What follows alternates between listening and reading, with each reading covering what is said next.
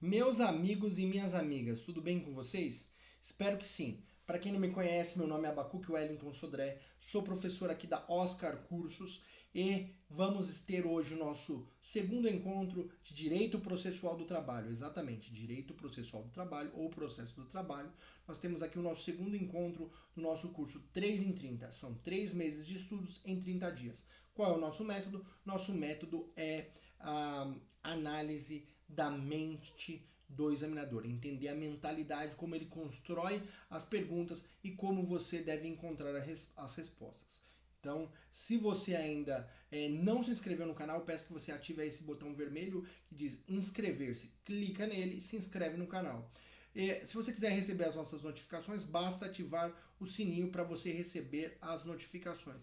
E também te peço que você, se tiver interesse em estudar de forma aprofundada por questões, eu peço que você se inscreva aqui no link da descrição desse vídeo e você vai receber inteiramente grátis um material super importante para a sua aprovação. Ok, meus amigos? Então, para que a gente não possa mais perder tempo, vamos diretamente aqui ao nosso estudo de hoje. O nosso estudo de hoje se refere a duas questões de processo de trabalho. Uma sobre apresentação de defesa e a segunda sobre o ius postulante, ok? Então, aqui ó, esses são os meus dados, Abacuque Wellington Sodré é o meu nome. Se você quiser me seguir no Instagram, é Abacuque Wellington Sodré. Se você quiser também me adicionar no Facebook, é Abacuque Wellington Sodré. E aí eu estou lá à disposição para a gente trocar uma ideia e você tiver alguma dúvida, eu me coloco à inteira disposição para poder te ajudar da melhor forma possível. Vamos lá então à nossa primeira questão de hoje. A nossa primeira questão foi extraída do exame número 27 da OAB FGV e tem o seguinte enunciado: seu escritório foi contratado pela empresa Alumínio Brilhante Limitada para assisti-la juridicamente em uma audiência. Você foi designado para a audiência. Forneceram-lhe cópia da defesa e dos documentos. Afirmaram que tudo já havia sido juntado aos autos do processo eletrônico. Na hora da audiência, tendo sido aberta esta, bem como os autos eletrônicos do processo, o juiz constatou que a defesa não estava nos autos, mas apenas os documentos. Diante disso, o juiz facultou-lhe a opção de apresentar defesa nos exatos termos previstos na CLT. Você deverá: a. entregar a cópia de defesa escrita que está em sua posse. B. aduzir a defesa oral em 20 minutos. C. requerer o adiamento da audiência para posterior entrega da defesa. D. requerer a digitalização da defesa para juntada no processo. Pois bem, o que o seu examinador está exigindo aqui de você nesse momento? Ele exige que você tenha noção do que está estabelecido lá no artigo 847 caput, também no seu parágrafo único. O 847 caput estabelece diretamente que após então o início da audiência, se não tiver acordo, a reclamada ou reclamado deverá deduzir a sua defesa em 20 minutos. No parágrafo único, estabelece o seguinte: que tratando-se de processo judicial eletrônico, a defesa deverá ser juntada até o momento anterior à audiência, ou seja, até antes da audiência se iniciar, a parte deve ter uploadado, ou seja, feito o upload no sistema judicial eletrônico, ou seja, no PJE, que é o sistema da Justiça do Trabalho. Dessa forma, então, nós temos que pensar o seguinte: primeiro, por que a alternativa A não seria a resposta correta? A alternativa A não seria a resposta correta, uma vez que o processo sendo eletrônico não se admite entrega física de documentos. Então, nesse sentido, nos termos do parágrafo único do artigo 847, a defesa deve estar no sistema até o momento anterior à audiência. Por que a alternativa D não seria correta? Requerer a digitalização da defesa para juntada no processo. A alternativa D não seria correta, uma vez que não é possível a digitalização. A petição de defesa deve estar inserta no sistema, ou seja, ela deve ser feito o upload no sistema até o momento anterior à audiência. E a C, por que não seria a C? Requerer o adiamento da audiência para posterior entrega de defesa. não seria possível requerer o adiamento, uma vez que a obrigatoriedade da parte é apresentar a defesa no processo eletrônico até o momento anterior da defesa ou deduzir defesa oral nos termos do 847 da CLT, no caso o caput do parágrafo único. Requerer o adiamento seria indeferido esse pedido, além disso seria aplicado os efeitos da revelia e a pena de confissão. Então, o momento da apresentação da audiência no processo do trabalho é até o momento da audiência, ou se não, pode ser feita a dedução oral. Então, a parte faz a defesa e o escrevente reduz a termo subindo no processo.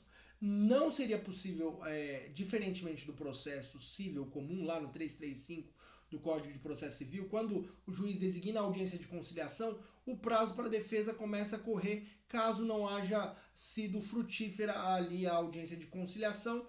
Se inicia então a partir daquela data o início da contagem do prazo. No processo de trabalho não é assim que funciona. Então, processo civil começa a correr o prazo da defesa depois da audiência. No processo de trabalho, a defesa deve ser apresentada até o momento da audiência ou ser deduzida de forma oral. Logo, a única resposta, a única alternativa correta para este caso é a alternativa B, aduzir defesa oral em 20 minutos. Então, o nosso artigo 847 estaria sendo cumprido se você observar a única alternativa correta, a alternativa B, aduzir defesa em 20 minutos. Ok? Porque em 20 minutos tudo pode mudar. Band News FM.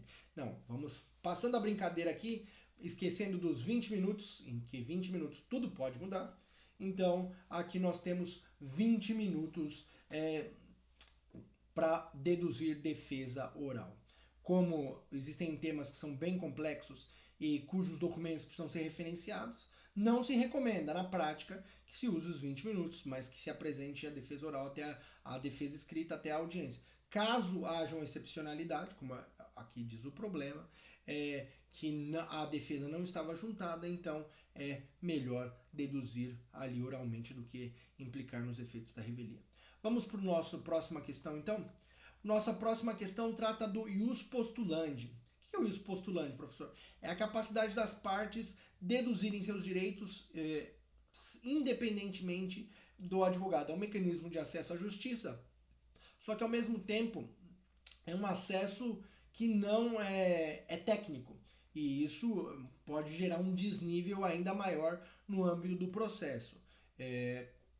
Dessa forma, aqui o ius postulandi, então, é a técnica que permite a parte deduzir, então, a sua capacidade de deduzir seus interesses em juízos, independente da presença do advogado. Esse é o ius postulandi, onde ele tem previsão. Artigo 791 da CLT. Então, artigo 791 da CLT.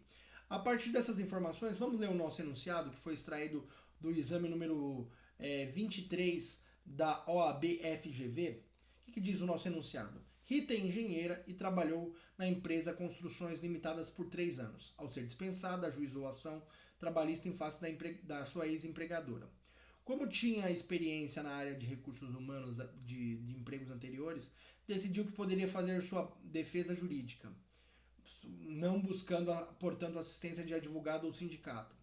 Elaborou a inicial, compareceu à audiência e formulou perguntas para as testemunhas e para a ré. Ao término da instrução, o juiz prolatou a sentença de improcedência do petitório de Rita, a qual, inconformada, interpôs recurso ordinário que teve provimento negado, sendo mantida a sentença de primeiro grau.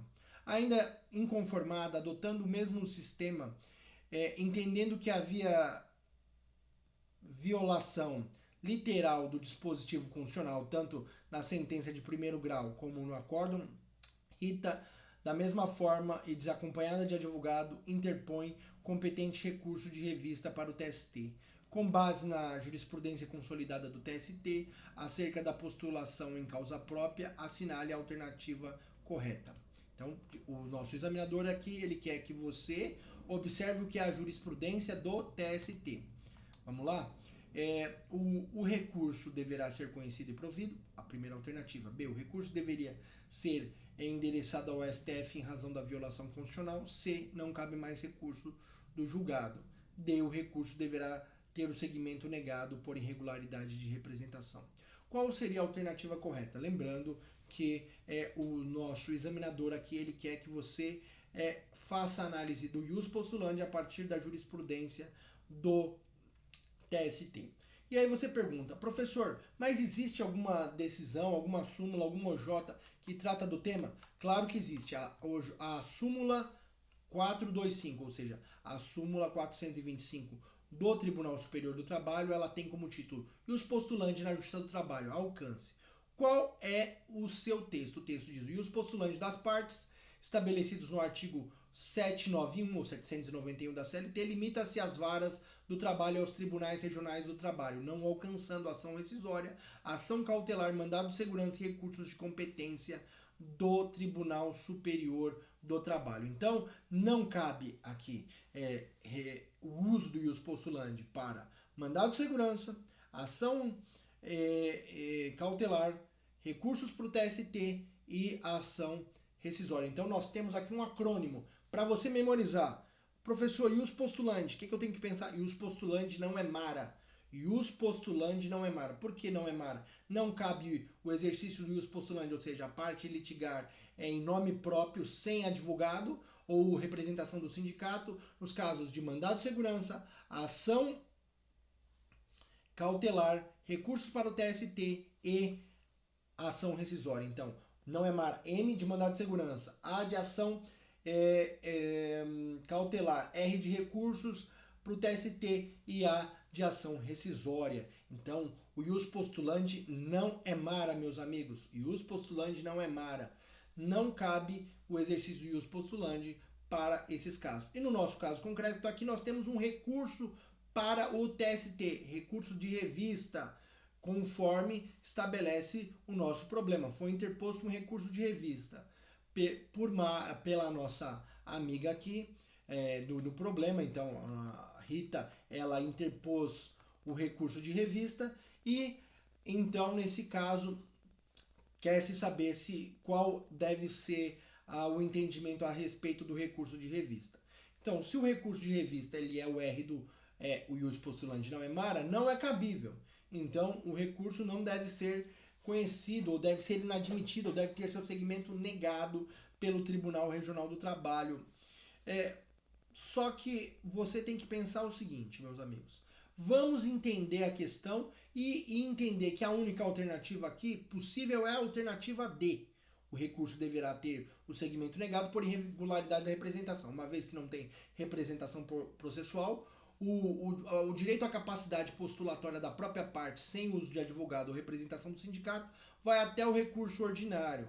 Então, não cabendo para recurso no TST, a súmula 425 do Tribunal Superior do Trabalho, como nós já havíamos falado, combinado com o artigo 791 da CLT.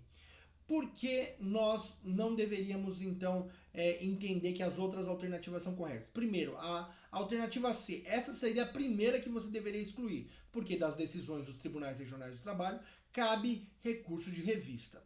Então, essa aqui você já poderia eliminar facilmente. B, o recurso deveria ser endereçado ao STF em razão da alegada violação constitucional. Não deveria, porque uma das hipóteses de cabimento do recurso de revista é violação literal ao texto da Constituição. Violação literal da Constituição é uma das hipóteses de cabimento do recurso de revista.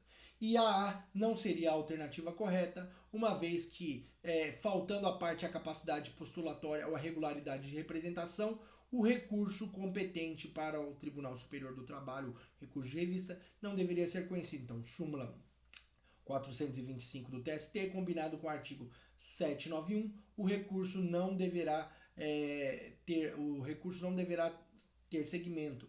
Ele deverá ter o quê? O segmento negado por irregularidade de representação. Então, lembrando, ius postulandi não é mara, não cabe o exercício do ius postulandi, mandado de segurança, ação cautelar, recurso para o TST e ação rescisória. Meus amigos, essas seriam aí as formas de você identificar a resposta. Aguardo vocês no nosso próximo encontro. Até lá, estamos juntos sempre, contem conosco.